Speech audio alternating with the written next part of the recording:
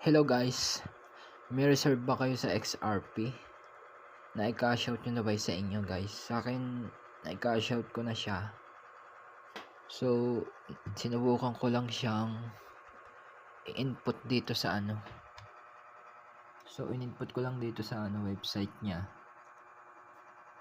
In-input ko lang siya dyan, tapos sinubukan ko lang mag-send. Ito, na-send ko na siya. February 19. Pagka-input ko diyan, yung already wallet ko, nilipat ko dito sa Trust Wallet. Dito sa browser. So, sinubukan ko mag-send. Pumasok na kagad siya dito. Siya deposit. Ito siya guys. Pumasok siya. Siguro ito galing sa sa reserve. So, yung may mga reserve diyan, try nyo. Baka makuha nyo pa yung reserve nyo. So guys, thank you. Like and share ng aking video. Thank you.